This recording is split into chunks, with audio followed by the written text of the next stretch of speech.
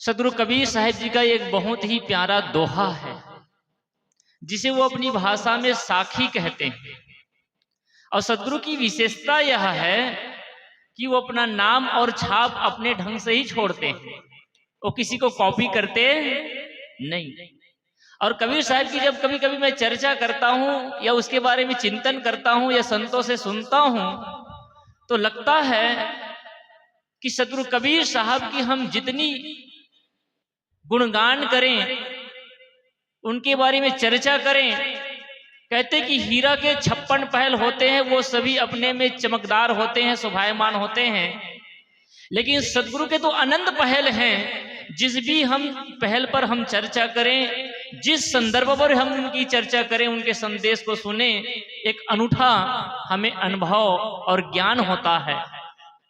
जब हिंदी जगत में उन्होंने अपनी बात करी तो कबीर साहब हिंदी जगत के बहुत बड़े कवि माने जाते हैं, महान योगी माने जाते हैं, महान संत शिरोमणि माने जाते हैं।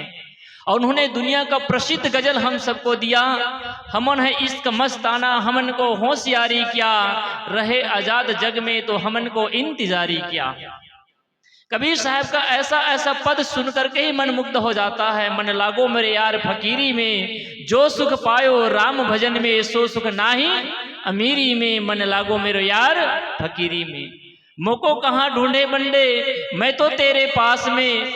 कबीर साहब ने ऐसा अनोखा अनोखा पद भजन और गीत गाए जो सुनकर के ही दिल प्रसन्न हो जाता है। लेकिन ऐसे सदगुरु कबीर साहब को जब कुछ वही हिंदी जगत के कवि कहलाने वाले लोग जब ये कहते हैं कबीर साहब तो अनपढ़ थे, तो कभी कभी सोचने के लिए दिमाग मजबूर हो जाता है कि वो किस पैमाना से और किस थर्मामीटर से कहते हैं।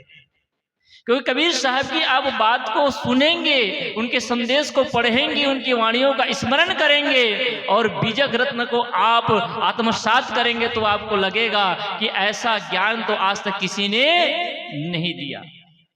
जैसे बच्चों को पढ़ाया जाता है A for apple, B for ball, C for cat, D for dog, जिस प्रकार आप हिंदी में पढ़ाते हैं क माने कबूतर, ख माने खरगोश, ग माने गमला, घ माने घड़ी। लेकिन कबीर साहब ने इन्हीं सभी अक्षरों को उन्होंने ज्ञान में पिरो करके हम सबको बता दिया। कक्का कवल किरण में पावे, ससी बिगसी संपुट नहीं धावे, खक्खा चाहे खोरी मनावे, खसमय क्षण दहुदिस धावे, गग्गा गुरु के वचन ही मान, दूसर शब्द करो नहीं कान।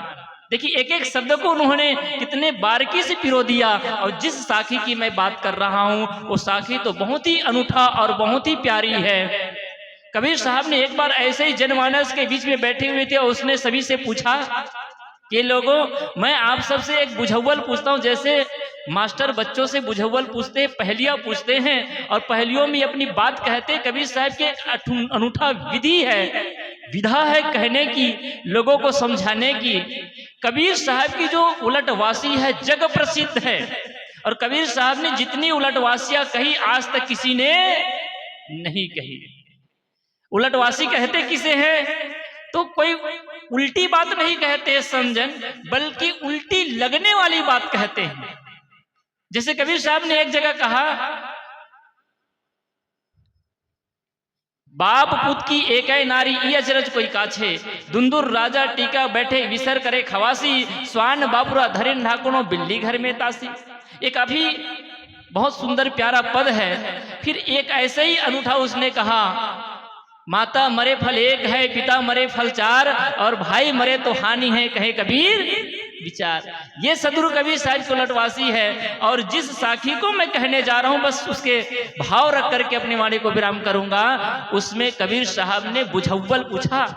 सभी को विद्यार्थी, हम सब विद्यार्थी तो हैं, और सदगुरु कबीर साहब इस अध्यात्म जगत के, धर्म जगत के बहुत बड़े प्रोफेसर हैं, विद्वान हैं, और हम सब उसके विद्यार्थी हैं। और मैं इसीलिए कहता हूं कि ये जो सत्संग है ना, ये सत्संग ही यूनिवर्सिटी है, पाठशाला है। यहाँ पर हम जीवन की पाठशाला को पढ़ते हैं, समझते हैं, जानते हैं।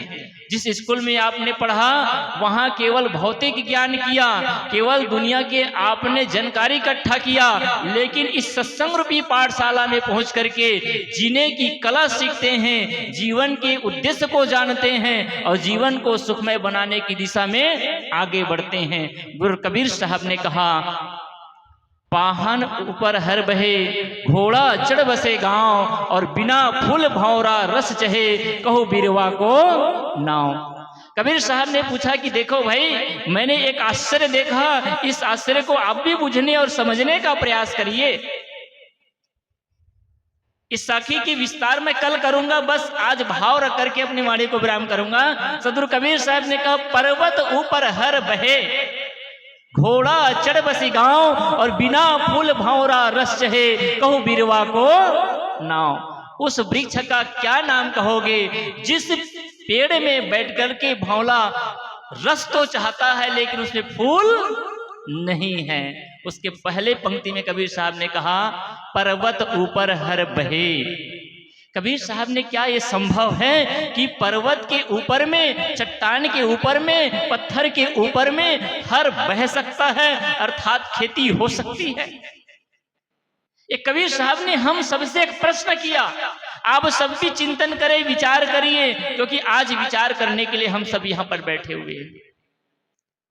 आप पूरे किसान हैं, किसानी करते, खेती करते, बाड़ी लगाते, धान लगाते हैं, तो कहां लगाते हैं? खेत में लगाते हैं कि चट्टान में? खेत में ना।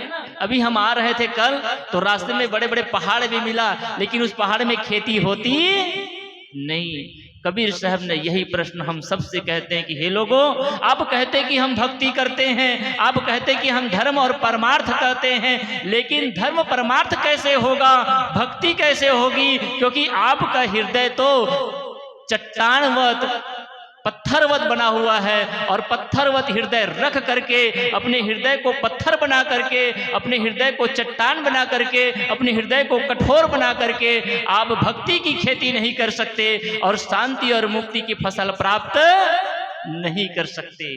शांति की फसल पाना चाहते हैं, मुक्ति का फसल पाना चाहते हैं, तो उसके लिए भक्ति की खेती करनी पड़ेगी, और भक्ति करने के लिए अपने हृदय को कोमल बनाना पड़ेगा, अपने हृदय को नरम बनाना पड़ेगा, अपने हृदय को पवित्र बनाना पड़ेगा, अपने हृदय को खाली करना पड़ेगा। तो सदगुरु कबीर साहब ने पहला संकेत किया, पर्वत ऊपर हर बहे। अगर भक्ति करना चाहते हो, कबीर साहब ने अन्यत्र भी कहा है, पाहन फोर गंगा एक निकरी, चहोती से पानी पानी। पत्थर कहाँ, गंगा कहाँ से निकलती है? पर्वत को तोड़ करके गंगा निकलती है। और गंगा ही नहीं, इस दुनिया की जितनी भी नदियां हैं ना, हमारे इस नर्मदा जो निकली है अमरकंटक से, वो भी पत्थर को तोड़ करके निकली है। छत्तीसगढ़ के जो प्रसिद्ध नदी है महानदी, वो सिहावा पहाड़ से तोड़ करके निकलती है। नदी जब भी निकली है किसी चट्टान को, पहाड़ को तोड़ करके निकलती है। और याद रखिए, भक्ति तभी अवतरित होगी जब आपकी हृदय की शिला टूटेगी, अहंकार टूटेगा, आपकी क्रूरता टूटेगी, आपकी कठोरता टूटेगी, और वहीं से आपके अंदर में भक्ति प्रारंभ हो जाएगी। कबीर साहब ने कहा, अगर भक्ति करना चाहते हैं तो भक्ति का प्रथम सूत्र है कि आपका हृदय पवित्र हो जाए, आपका हृदय सरल हो जाए, आपका हृदय अहंकार से खाली हो जाए। तो आप सब प्रश्न करेंगे, अगर भक्ति पहले करें कि अहंकार का पहला त्याग करें? हम मनोविकार का पहला त्याग करें, दुर्गुणों का पहला त्याग करें, उसके बाद भक्ति होगी? या भक्ति करने के बाद, ज्ञान होने के बाद हम दुर्गुणों को, मनोविकार का त्याग करें? ये प्रश्न सही हो सकता है? आखिर करे तो करे क्या? कुछ संत कहते हैं कि पहले अहंकार का त्याग करो तो ही भक्ति हो सकती है, और कुछ लोग कहते हैं कि जब भक्ति करोगे, ज्ञान होगा, तभी आप मनोविकार से मुक्त हो सकते हो। अब बात तो फंस गई बीच में। बात फंसी नहीं है, बात सीधी है। संत ये नहीं कहते कि पहले सभी मनोविकार से तुम पूर्णता मुक्त हो सकते हो, लेकिन भक्ति के पथ में अगर चलना चाहते हो, धर्म के पथ में चलना चाहते हो, जीवन को सफल बनाना चाहते हो, शांति और मुक्ति के पथ में आगे बढ़ना चाहते हो, तो उसका पहला सूत्र है कि आप अपने अहंकार को विसर्जित करने के लिए, अपने मनोविकार को त्याग करने के लिए आप संकल्पित हो, छोड़ने के लिए आप संकल्पित हो, तभी आप आगे बढ़ सकते हैं, अन्यथा नहीं। कोई आदमी उसको कितनों भी ज्ञान दीजिए, अगर वो शराब नहीं छोड़ना चाहता तो उसको कोई शराब छुड़ा सकता नहीं।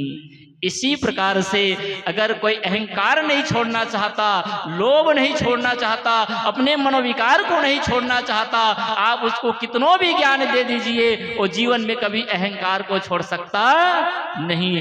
तो भक्ति के पथ में आगे बढ़ने के लिए, धर्म के पथ में आगे बढ़ने के लिए और जीवन में शांति और मुक्ति को पाने के लिए पहला शर्त है कि हम अपने दोष को जानने लगें और दोष को दूर करने के लिए हम संकल्पवान हो और गुरु के चरणों में समर्पित इस भाव से हो जाएं कि हे गुरुदेव, मैं अहंकार को त्यागना चाहता हूं, मैं दोषों से मुक्त होना चाहता हूं, मैं अपने बुराई को छोड़ना चाहता हूं, क्योंकि इसके बिना मुझे शांति और मुक्ति नहीं मिल सकती।